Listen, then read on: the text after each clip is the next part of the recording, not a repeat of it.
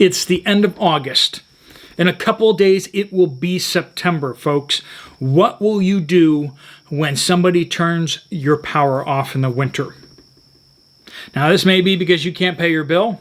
This may be because they shut off everybody in the area, or whether they're having generational issues, whether this is an act of sabotage by another country, potentially because there's hostilities.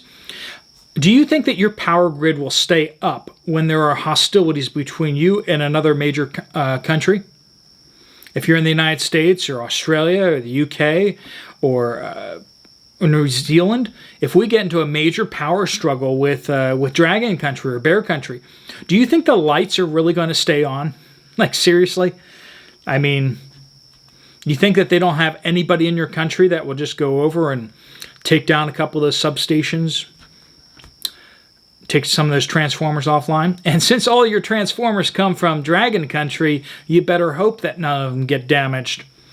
But I think it's pretty fair to say that, as I've said, World War III might take just a matter of hours. The amount of damage that can be inflicted on both sides in a matter of hours is pretty crazy. If the United States could sabotage centrifuges that are in air-gapped in bunkers in Iran, I believe that we could probably shut off the power to most countries out there with some cyber attacks or whatever. And you think that our adversaries don't have similar capabilities? We've heard person after person after person who have great knowledge and who has studied the infrastructure of the United States and other countries and said we are extremely, extremely vulnerable. If we get into a major conflict, lights will go out. That's just the way it is. We don't even need a major conflict and lights start going out because we've made all these stupid decisions on our power grids, right? So with all that said, when winter comes, now if you're in the southern hemisphere, New Zealand, Australia, I know you're coming out of winter now, so you don't have to worry about this for a little bit longer. But for those of us in the north, what are you going to do if the winter time comes and your power gets shut off? How are you going to heat your home? How are you going to cook your food? A lot of people are on all electric heat. My house is all electric heat. But I've been taking steps to kind of work on that. Some things that you can do. I happen to be fortunate to have a wood-burning furnace in the basement that's looks like it's more ceremonial or decorative, but it's functional, and it generates heat when you burn wood. So that's why I ordered a couple cords of wood. It's not my primary heat, but it's something that I felt better about having. But what about you? Right now, you can probably call up or text or email somebody to deliver firewood to your home if you have a way of burning it. You can do that now. Will you be able to do that in 2 or 3 months? Maybe not. If people get concerned about that, all your firewood dealers in your area may not have time for you. So think about that. Are you going to be in good shape for the winter? The other thing to do is get on Craigslist. Look up for propane canisters. Usually you can either get them cheap or for an attractive price. Oftentimes they're empty, and you can just take that bottle over to the store and exchange it for a new one for, I think it's like $20 now for a refill on a propane canister. Are your gasoline tanks topped up? You remember to keep cycling those. Unless you're putting a stabilizer in there, you need to keep cycling your gasoline. And I try to remind you guys to do that every time that I need to do that. And I'm at the point where it's time for me to cycle some of my gasoline. Because I usually go for about 3 months before I cycle the tanks that I have in the garage. But propane tanks. Propane tanks with heater attachments are great because you can cook with them. You can cook with propane indoors. You do need to be careful about not, get your CO monitor, your carbon monoxide monitor. Make sure you have that. Make sure the batteries are good for that.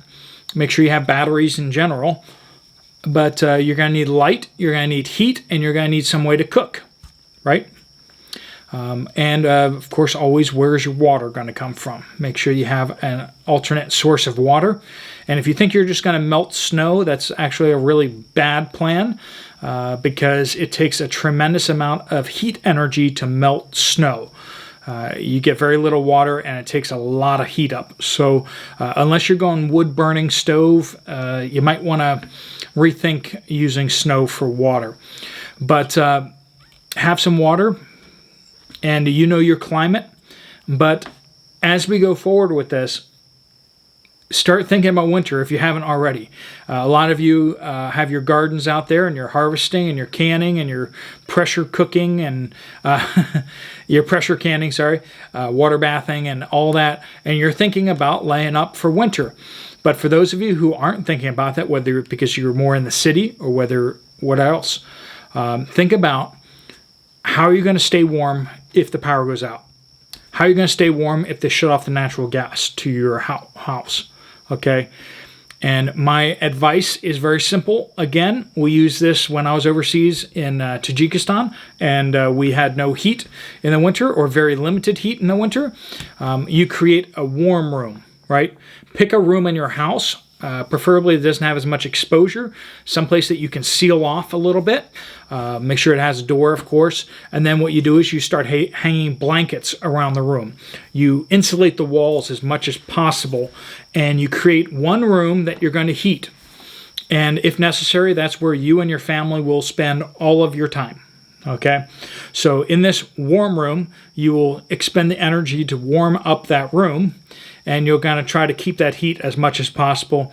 You can sit in there during the day to warm up, go outside as needed, and then, to warm up within there. And then what you do is you eat in there, you cook in there, you sleep in that room.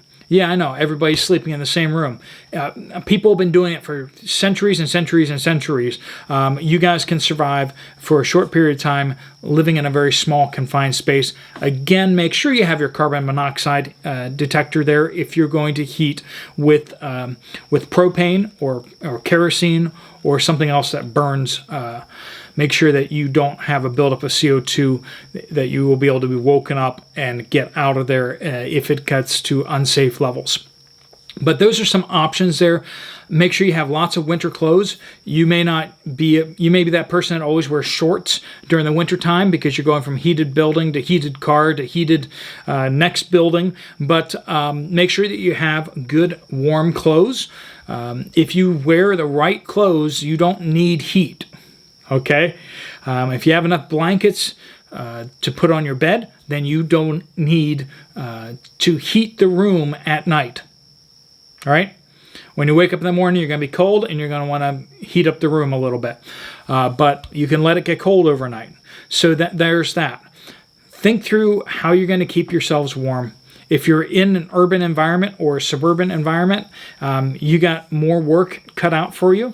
That's going to be difficult. If you think, I'm just going to go out back, there's this tree there, I'm going to cut down the tree and I'm going to burn that for firewood. That's not how it works, folks. You need to season that wood. It has so much water in it that you need to split it and let it dry out for about a year before you can burn it. So you need firewood that's pre-seasoned that you're going to be able to burn. You can't just go out and cut down a tree and then use that as firewood, right after you drop it. Okay, I don't care what you've seen in the movies. That's not how it works. You will get so much smoke and it will not burn well. So you don't want to do that. Now, if you have a tree that's been on the ground for a while, maybe you can use that for firewood. But just think through those things. Really think through those things. Make sure you have enough water in case your water stops flowing.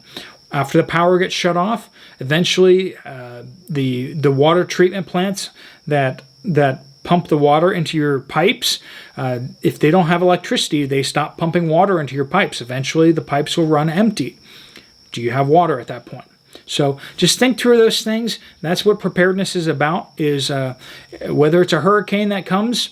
For a lot of you, it's hurricane season, right? We haven't had any yet, but it could happen. It could be a flood. It could be just having things set up, ready to go, because Summertime, it can be a major inconvenience. In wintertime, it can be downright deadly. Food shortages, power shortages, energy shortages, all these things, they can become much more severe, particularly in wintertime. So you need to be on watch. You need to be, getting your T's crossed and your I's dotted, because winter can be downright unforgiving. So think that through, folks. Keep stocking up on that rice and beans and your food supplies, but figure out how you're going to cook all that stuff if you need to. All right, folks, if you like this video, you might want to check out this video right here. Otherwise, I will see you later. Steve Poplar out.